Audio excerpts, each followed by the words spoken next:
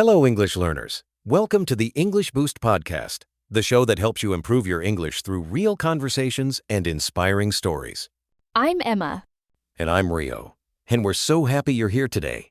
Whether you're a new listener or a returning friend, welcome. This is a safe space to learn, grow, and make mistakes. Every week, we bring you topics that matter.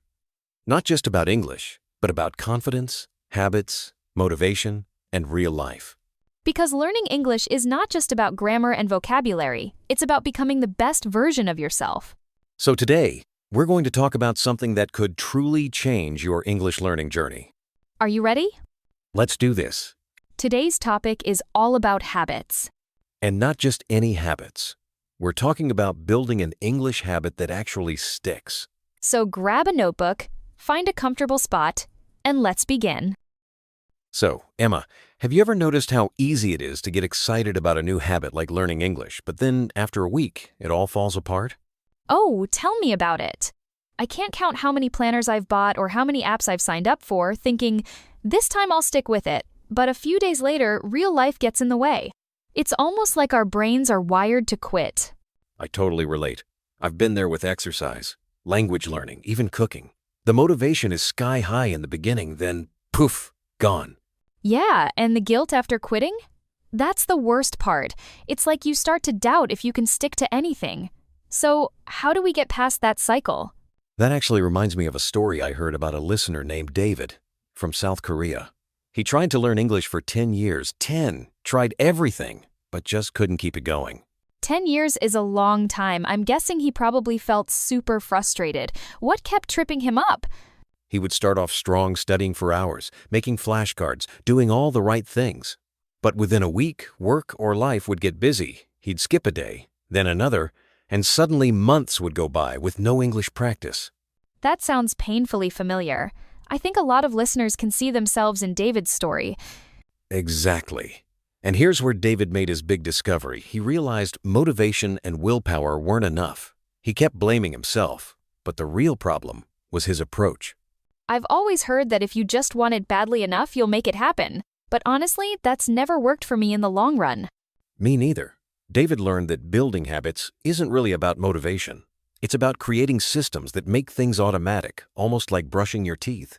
So, if we want a daily English habit to stick, maybe we need to stop pushing so hard and start thinking about how to make it automatic.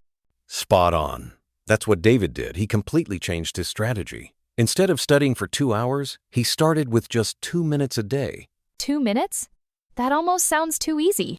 Did he really make progress with such a tiny habit? Absolutely. He read 1 paragraph of English while his coffee brewed. That's it. Some days, he did more, but the goal was always just 1 paragraph. And because it was so easy, he didn't skip. That's the genius of it. He couldn't find an excuse not to do it. Right, and after a couple of weeks, David naturally started reading more, because starting was no longer hard. The momentum just grew. That makes so much sense. When the habit is tiny, showing up becomes the main goal, not perfection. I love that idea because it actually feels possible. And soon, David became someone who reads English every day without needing motivation. It just became part of who he is. That's inspiring. So how do we break down this process for our listeners? Great question. The science points to 4 simple laws for building habits that last. Make it obvious, make it attractive, make it easy, and make it satisfying. I'm intrigued already. Let's dive into the first one, making the habit obvious. How do we do that for English practice? You make your habit super visible. For example, if you want to practice vocabulary, you don't just say, I'll study today. You connect it to something you always do, like after brushing your teeth. Read 5 English words. So, you're stacking the new habit onto an old one. That makes it so much easier to remember. Exactly. Now, second law, make it attractive. That means connecting your English habit to something you already love. Like rewarding yourself with coffee after you practice, or watching your favorite show in English? Yes. And joining a community helps too. When you see others practicing, it's suddenly way more appealing. We're social creatures, we like to belong. Seeing others do something makes us want to join in. Totally. The third law is my personal favorite. Make it easy. Most people fail because they try to do too much at once, like 2 hours a day. That's so true. Trying to cram in huge study sessions feels overwhelming, but 5 minutes? Even one sentence? That feels doable. That's the secret. The goal isn't to learn everything in one day. It's just to show up consistently. And when you show up every day, even for a tiny bit, your confidence grows, and so does your skill. Exactly. The fourth law. Make it satisfying. Our brains love instant rewards. So after your habit, do something that feels good, like putting an X on your calendar.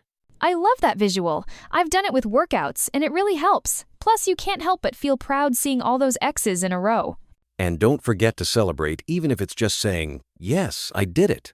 That positive feeling makes you want to come back tomorrow.